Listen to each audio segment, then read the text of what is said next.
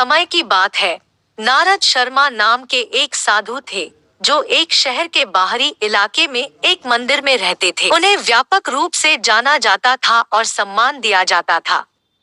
लोग उनसे मिलने आते थे और उनका आशीर्वाद लेने के लिए उन्हें उपहार, भोजन, पैसे और कपड़े देते थे। जिन उपहारों की उन्हें अपने लिए आवश्यकता नहीं होती थी, वह उन्हें बेच देते थे और उससे होने वाली कमाई से अमीर बन गए थे। वह किसी पर भरोसा नहीं करते थे। उन्होंने कभी किसी पर भरोसा नहीं किया और इसलिए वह अपना सारा पैसा एक बैग में रखते थे जिसे वह हर समय अपनी बगल में रखते थे। वह एक क्षण के लिए भी थैला अलग नहीं करते थे। एक दिन एक ठग साधु के पास आया और उसे यकीन हो गया कि जिस थैले पर यह पवित्र व्यक्ति इतना अधिकार रखता है, उसमें निश्चित रूप से बहुत सारा खजाना होगा। उसने साधु से बैग चुराने की योजना बनाई, लेकिन उसे ऐसा करने का कोई तरीका नहीं सूझा।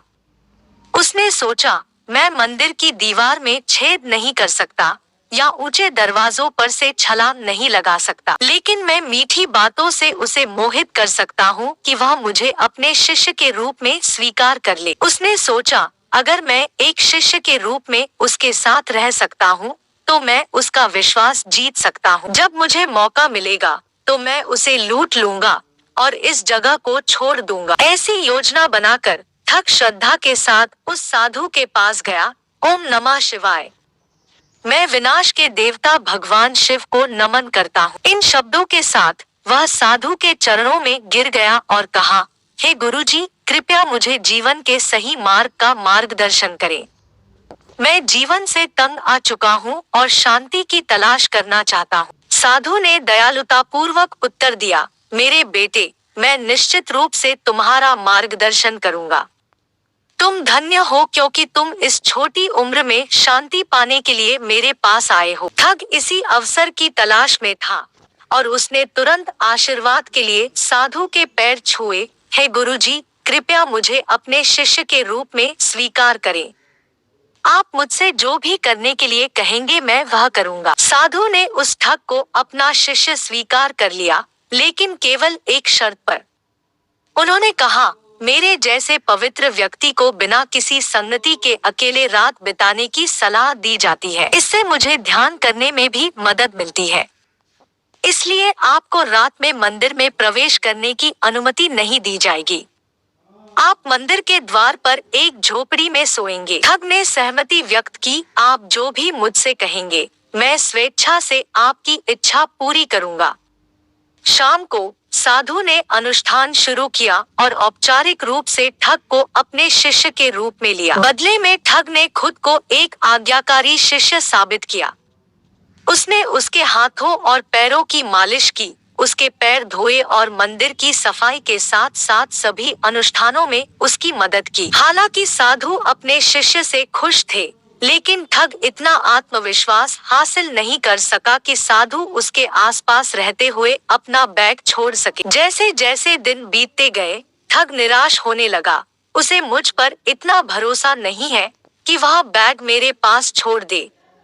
अगर मैं उसे चाकू से मार दूं या उसे जहर खिला दूं तो मैं बैग तक पहुंच सकता। जब वह यह सब सोच रहा था, तब उसने एक युवा लड़के को साधु के पास जाते देखा।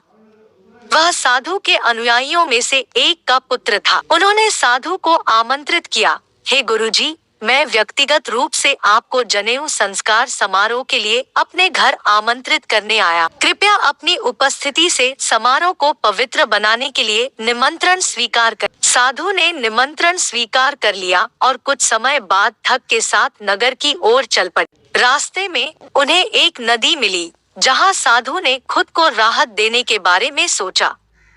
उन्होंने रुपयों से भरा थैला अपने लबादे में समेट लिया। उन्होंने अपने शिष्य से इसकी देखभाल करने के लिए कहा, मेरे बच्चे, मेरे लौटने तक इस वस्त्र की देखभाल करना यही वह अवसर था जिसकी ठग हर समय तलाश कर रहा था।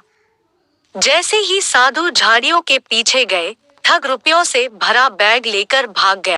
जब साधु वापस लौटे तो उन्होंने शिष्य को आसपास नहीं पाया, लेकिन उसका वस्त्र जमीन पर पड़ा हुआ पाया। हैरान और चिंतित होकर उन्होंने अंदर देखा तो पाया कि उसका पैसों से भरा बैग गायब। तुरंत उन्हें पता चल गया कि क्या हुआ है और चिल्लाने लगे, ओ, तुम कहाँ हो, दुष्ट?